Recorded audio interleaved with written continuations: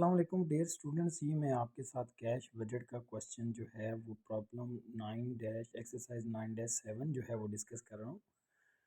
देखिए question read करते हैं। Garden depot is retailer that is prepare it's budget for upcoming physical year. Management prepare the following it's budget. ये cash flows.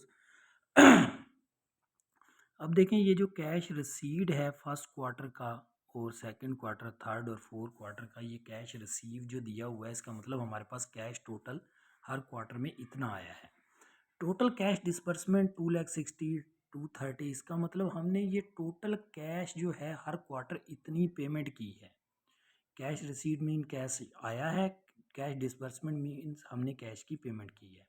Company beginning cash balance for upcoming physical year will be 20,000। 20,000 beginning balance है cash का। Company required minimum cash balance 10,000। मतलब company का हर quarter के and पर 10,000 balance बचा हुआ होना ज़रूरी है। अगर 10,000 बैलेंस नहीं बचेगा तो कंपनी क्या करेगी? एंड में borrow any amount needed from the local bank at quarterly interest rate 3%। तो वो क्या करेगी? अगर बैलेंस 10,000 नहीं बच रहा तो जो अमाउंट ज़रूरत होगी उसको 3% इंटरेस्ट पर बारो कर लेगी। The company may borrow any amount at the beginning of any quarter may repay its loan और any part its loan at the end of any quarter. Interest payment are due on principal at the time it is repaid. Assume that interest is not compounding. Compounded interest नहीं है। ठीक है, cash budget बनाना है। देखिए अब इसका solution देखें आप।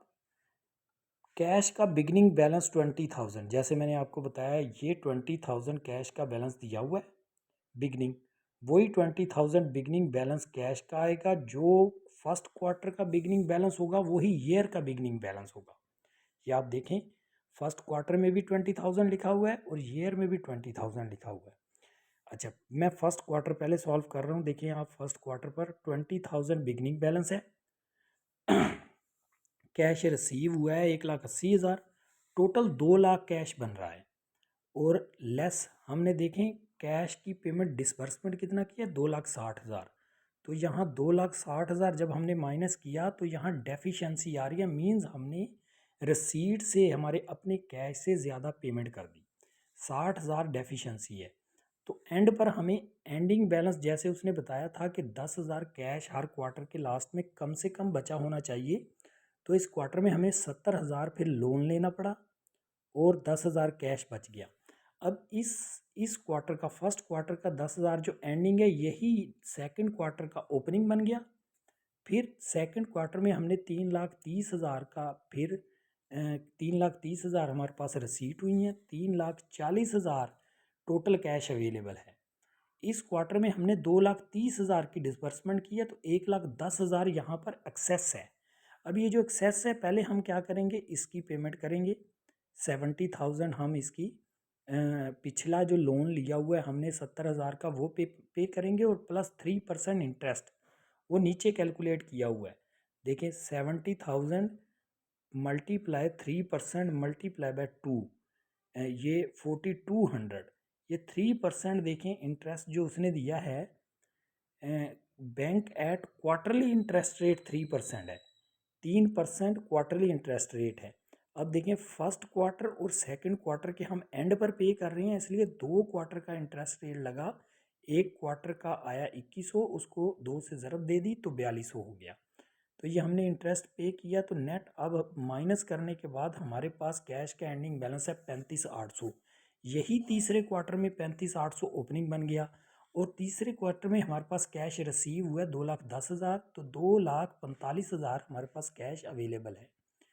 और तीसरे क्वार्टर में हमने जो डिसबर्समेंट की है वो देखें कितनी की है? वो की है हमने 2,20,000। तो यहाँ हमारे पास कैश एक्सेस है 25,800। मिनिमम रिक्वायरमेंट क्या है? 10,000 होना चाहिए। ओके, तो यही हमारे पास एंडिंग कैश का बैलेंस आ जाएगा। कोई लोन लेने की ज़रूरत नहीं है।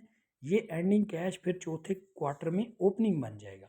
फिर इसमें हमने 2,30,000 रिसीव हुए हैं। टोटल कैश अवेलेबल 2,55,800 है। लेस कर दी इसमें डिसबर्समेंट 2,40,000। अब यहाँ भी 15,800 कैश एक्सेस है। मिनिमम कैश की रिक्वायरमेंट कितनी है हर क्वार्टर के एंड में 10,000, तो ये 15,800 इट मीन्स ये भी मिनिमम रिक्वायरमेंट से ज़्यादा है।